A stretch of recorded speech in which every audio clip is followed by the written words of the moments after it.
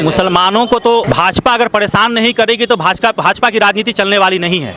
भाजपा का क्या बोलते गिजा खाना पीना ही मुसलमान है। जब तक वो मुसलमान को उठते बैठते सोते जागते गाली नहीं देंगे तो उनका भाजपा का जो भी सांसद है उनको कोई पूछने वाला भी नहीं होगा। हमें कुछ पॉइंट पर ऐसा लग रहा है कि हमारे साथ गलत हो सकता है और हमारे उलमा जो है लगातार ये खुल के कह रहे हैं कि वफ़ का जो मुद्दा है ये हमारी इबादत से जुड़ा मुद्दा है।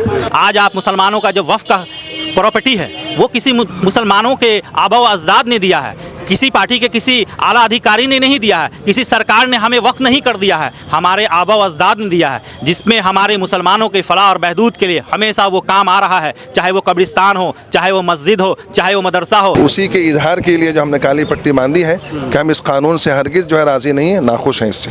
कि सुबह उठो मुसलमान को गाली बको, जो जितना गाली बकेगा उतना बड़ा बीजेपी का नेता होगा। मोदी जी ने एक फॉर्मेट सेट किया था, उस सेट पे उन्होंने एक प्रधानमंत्री बन गए। आज अलविदा जुमा है और रमज़ान बस लास्ट है और बाकी दो तीन दिन बाद 3-4 दिन बाद ईद की नमाज होगी। आज अलविदा जुमा के दिन आप देख रहे होंगे जितने भी लोग हैं सभी के बाहों में काली पट्टी लगी हुई है, इसलिए क्योंकि वक्फ बिल के खिलाफ मुस्लिम संगठनों द्वारा लगातार विरोध प्रदर्शन किया जा रहा है। आज उन्हीं के आह्वान पर ये काली पट्टी लगाई गई।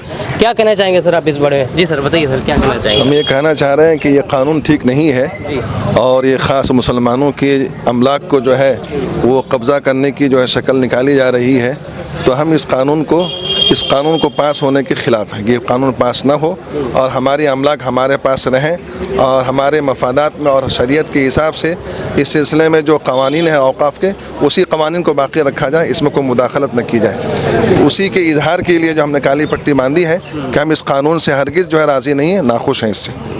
तो क्या लगता है कि मतलब कि जो सरकार है इस तरह की काली पट्टी से झुक जाएगी या फिर और भी बड़े आह्वान पर कुछ करने की मतलब ज़रूरत है? हम जहाँ तक अपनी कोशिश जो है कर सकते हैं कानून के दायरे में रह कर की है, तो हमको हक़ है कि इस अंदाज से हम एहतजाज करें, अपने जो है नाखुशी का, नाराज़गी का और गम का जो इजहार करें। बहुत बहुत शुक्रिया सर। क्या करना चाहेंगे खुर्शीद भाई आप इस मामले पर? आपने कहा कि छोटी छोटी काली पट्टी बहाने से क्या होता है। छोटी छोटी कोशिशें ही कभी कभी बड़ा मुकाम ले लेता है। छोटा छोटा जद्दोजहद ही सरकार को झुका देता है। हम चले तो सही, हम निकले तो सही, हम 10 होंगे, फिर हम 20 होंगे, फिर हम 1000 होंगे, फिर हम 2000 होंगे। इस तरीक़ा से हम सरकार को दिखाएंगे कि आपका ये काला कानून हमेशा से सिर्फ मुसलमानों पे टारगेट आप जो करते हैं, मुसलमानों को आप जो टारगेट किए हुए हैं 2014 के बाद से आप हमेशा से 3 तलाक पे कभी आप बात करते हैं, आप कभी 3 तलाक शरीयत पे बात करते हैं। आज आप मुसलमानों का जो वफ़ का प्रॉपर्टी है वो किसी मुसलमानों के आबा व अजदाद ने दिया है, किसी पार्टी के किसी आला अधिकारी ने नहीं दिया है, किसी सरकार ने हमें वक्फ नहीं कर दिया है, हमारे आबा व अजदाद ने दिया है, जिसमें हमारे मुसलमानों के फलाह और बहदूद के लिए हमेशा वो काम आ रहा है, चाहे वो कब्रिस्तान हो, चाहे वो मस्जिद हो, चाहे वो मदरसा हो। मदरसे से बच्चे पढ़ रहे हैं और पढ़कर आला से आला तालीम इकट्ठा कर रहे हैं। सरकार की नज़र में जो ज़मीन है लगभग 8 लाख एकड़ ज़मीन, 8 लाख एकड़ ज़मीन लगभग हमारे वफ़ का है, जिस पे सरकार की काली नज़र पड़ चुकी है। लेकिन सरकार हमेशा से एक चीज़ में कामयाब हो गया, ऐसा नहीं कि हमेशा हर चीज़ में कामयाब हो जाएगा।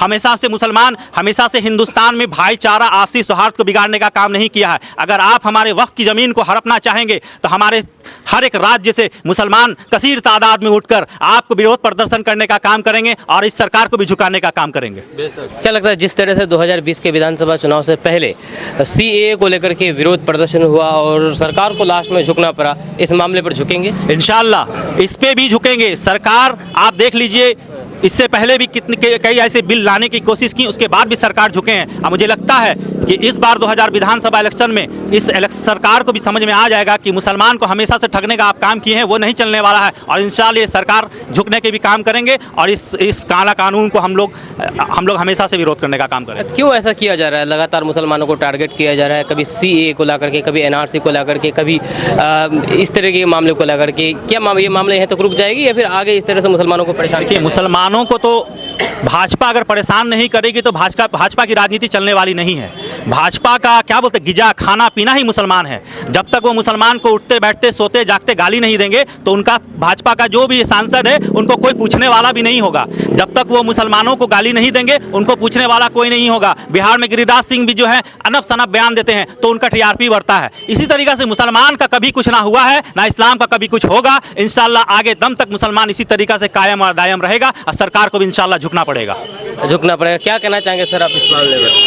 देखिए कोई नई बात नहीं आ रही है बीजेपी गवर्नमेंट की। 2014 से जब से नरेंद्र मोदी जी आए ना, तो ये लोग का एक सिस्टम इन्होंने बनाया कि सुबह उठो मुसलमान को गाली बको, जो जितना गाली बकेगा उतना बड़ा बीजेपी का नेता होगा। मोदी जी ने एक फॉर्मेट सेट किया था, उस सेट पे उन्होंने एक प्रधानमंत्री बन गए।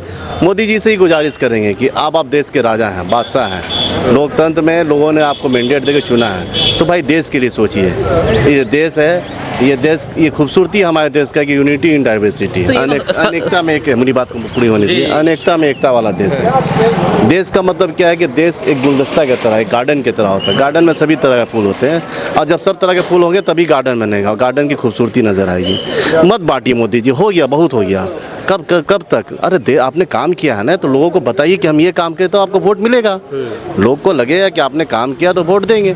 लेकिन हमेशा इस तरह की चीज़ों को करके ये एक राहत इंदौरी साहब का एक शेर याद आ रहा है, क्या बताओ, जो लगाएंगे आएगी जद, हाँ लगेगी आएगी जद सभी के, हाँ सिर्फ यहाँ पर हमारा घर ही नहीं है। तो क्योंकि मैं शायर नहीं हूँ, कुछ शायर ये है कि लगेगी आग तो आएंगे घर कई जद में, तो यहाँ पर सिर्फ हमारा मकान थोड़ी ना है। अच्छा एक बात, हाँ, आप आग लगाने की कोशिश कर रहे हैं, आग लग जाएगा, पर नहीं रोक पाइएगा उस आग को। अभी देखिए अमेरिका में आग लगाना है, इतना हाईटेक सुपर पावर थे, तो नेचुरल आग लगा। अच्छा एक चीज़ कहना चाहिए, क्या लगता है कि ये सिर्फ वोट बैंक को लेकर के एक पक्ष को नुकसान पहुंचा करके, दुख पहुंचा करके दूसरे पक्ष को खुश करके अपना वोट, बस यही काम है।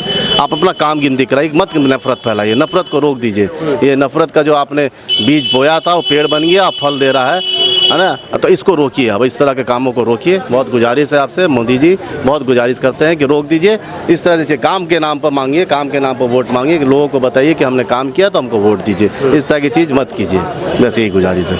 जैसे कि पिछले भाई साहब ने कहा कि लगेगी आग तो आएंगे घर कई जद में, यहाँ पर सिर्फ हमारा मकान थोड़ी ना है। यानी कि अगर आप किसी पक्ष को परेशान करते हैं तो वो पक्ष नहीं बल्कि सभी परेशान होते हैं। क्या कहना चाहेंगे आप इस मामले में? नहीं, सीधा तौर पे यह है कि all India Muslim personal law board ने आज आह्वान किया था पूरे हिंदुस्तान के मुसलमानों से, ख़ास तौर पर कि अलविदा जुमा है, जैसे कि रमज़ान का मुबारक महीना चल रहा है और ये ख़ास जुमा है। इस जुमा के दिन जो है हम लोग सांकेतिक रूप पे काली पट्टी बांध कर जो विरोध प्रदर्शन कर रहे हैं और दुख जता रहे हैं, अफसोस जता रहे हैं कि मौजूदा जो हुकूमत है, मौजूदा जो सरकार है, सिर्फ परेशान करने के काम कर रही है। जिस तरह से वक्फ बिल जो लेकर आ रहे हैं, खैर संसद में नहीं आया, आने ही वाला है, लेकिन इसका विरोध इसलिए हो रहा है कि कुछ पॉइंट है जो जेपीसी में मामला गया, उसके बावजूद जो हमारे जो एमपी थे, किशनगंज के एमपी भी थे, उन लोगों ने कई ऐसे अहम मुद्दा और अहम टिप्पणी की है कि कई ऐसी जेपीसी की सिफारिश थी जो उन्होंने नहीं कबूल किया।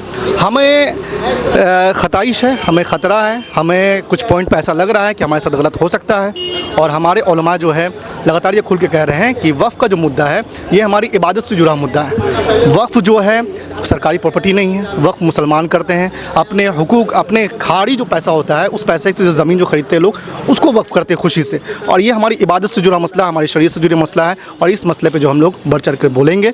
और हमें उम्मीद है कि जिस तरह से किसान बिल आया और वापस हुआ, उसी तरह से इंशाअल्लाह जो है वक्फ बिल अगर आ भी गया, पास हो भी गया, वैसे हमें उम्मीद है कि नीतीश कुमार, चंद्रबाबू नायडू जो मुसलमानों की झोली भर भर के वोट लेते हैं और अपने आप को खूब सेकुलर नेता बताते हैं, तो हमें उम्मीद है, चिराग पासवान साहब जी भी उन्होंने खुद कहा था कि मेरे वालिद साहब जो है वो मुस्लिम मुख्यमंत्री बनाना चाहते थे बिहार में, इसलिए हमारी सरकार चली गई वगैरह वगैरह। तो हमें उम्मीद है नीतीश कुमार से, हमें उम्मीद है चंद्रबाबू नायडू से, हमें उम्मीद है चिराग पासवान से कि जो बिल आएगा तो ये लोग सपोर्ट नहीं करेंगे। तो इसीलिए हमारा जो है ये सांकेतिक विरोध है आज के दिन में, अलविदा जुमा में तमाम लोग जो ये विरोध कर रहे हैं कि ये जो बिल नहीं आना चाहिए। बहुत बहुत शुक्रिया।